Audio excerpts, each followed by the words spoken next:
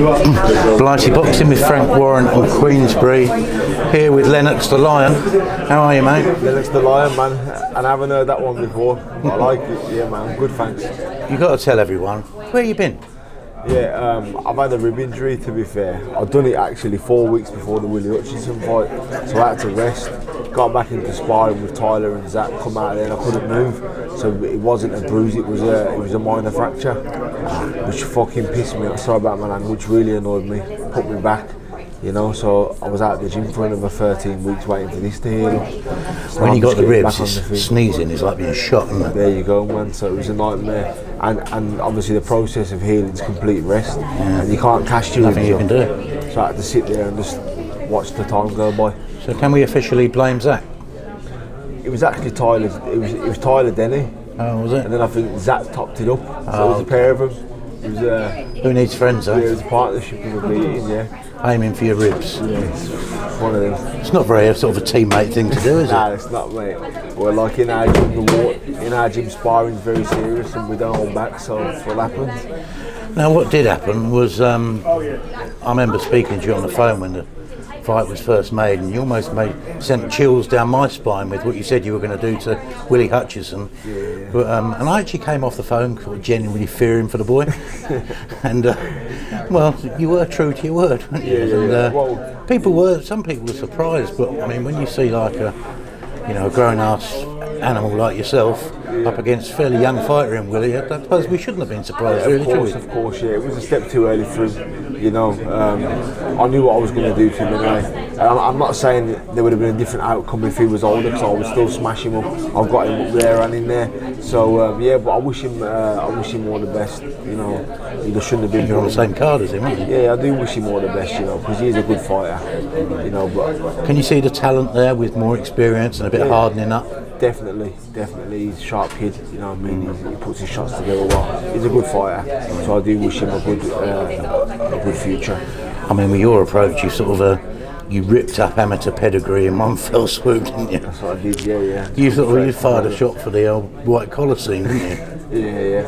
I had 6 or 7 white collar. I think I had 7 white collar. I knocked them all out. It was all bums, and I wasn't feeling any. I was feeling upset when I left the arena. There was no challenge for me, so I got told to come to Errol, and here I am now on BT, being interviewed by you. So I've done all right. Cool. That you had that massive win, and I suppose it would have been nice to have instantly built on it. But like you say, that's not to be. But as it turns out, you're back in your home city on November 6th, fighting against Roland Rat. Is his name Roland Rat? No, it's Robert Rats. Robert Rats. German-based fighter. Yeah. You've probably never heard of Roland Rat, have you? No, I never heard of him. He's a cartoon character. It was completely lost on you, that one. Yeah. So yeah, Robert Rats. I've watched a little clip of him yesterday. His game comes forward like I do, and he's got the makeup to be a hell of a fight.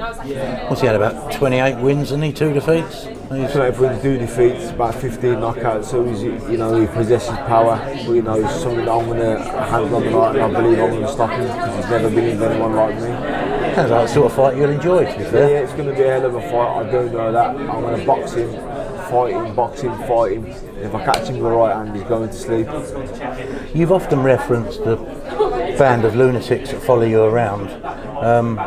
They're going to have their job cut out. You can't have them outdone by Nathan's lot, can you? Yeah, you know what? Them Stoke lot are mad. I've seen them at a few shows, so I think, I don't think we're going to come out on top against them, but there'll be a lot of support there for me. I have a good following in my city, so there will be still a good support. Do you think it's all grown since the Willie fight? I imagine so. Well, listen, I'm still waiting for my tickets. If I had my tickets, I'd do more numbers, but I ain't received the tickets to sell yet. So, yeah, I should have about 500 of my followers. Go and chin Francis, that'll speed it up a bit, won't it? I know, I'm going to have a word with him after. Quiet word. Now, to piss you off even further, Zach Chelli, what's occurring? You know what, he wasn't part of my script, to be fair.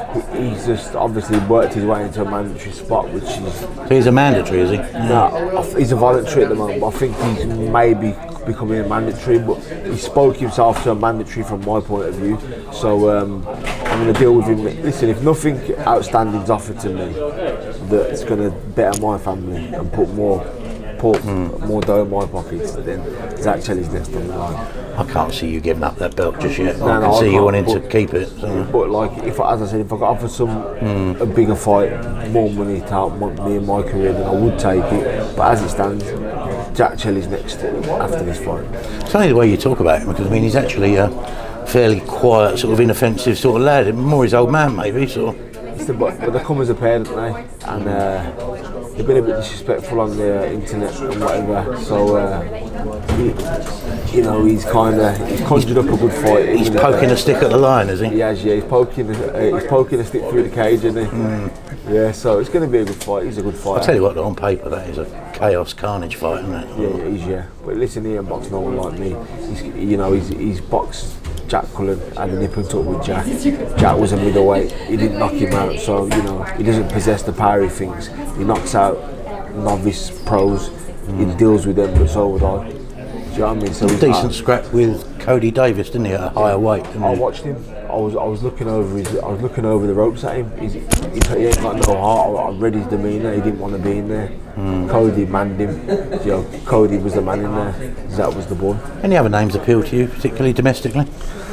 Yeah. Apart from your Bumble Queen, whatever it is. Bumble Queen. I can't stand him. I want to get him. So yeah. You're not after a Heffron or something like that. So. Listen, Heffron's lost twice. Listen, if Heffron comes up, I'll have him. Be a good fight. Be a good fight. Now listen, Mark Heffron's a good fighter, but he's not a mandatory challenger. He doesn't bring anything to the table. So right now, I'd rather fight a John Ryder, a Rocky Fielding, people that are up there above me. How long have you waited to be in position to say that sort of thing? Nah, do you know what I mean? He hasn't done anything. Do you think people probably used to say that about you? Probably, didn't they? Exactly. So like, fair play to Mark. I know he's a good fighter. Me and him would have a real good fight, but I believe I'd knock him out. Love to see it. Yeah, I'd knock him out. And like, I look back and I think he doesn't bring anything to my career, so why am I going to get anything for him? I'd like the likes of John Ryder, your Rocky Fieldings, your Eubanks, anyone above me. That's who I want to fight. Fair enough. Well, we look forward to seeing you, minus spare ribs, back on November the 6th. They've been calling me the ribeye. Yeah, ribeye steak. Ribeye, yeah. Good talking to you, mate, and we'll see you very soon. Thank you. Cheers, pal.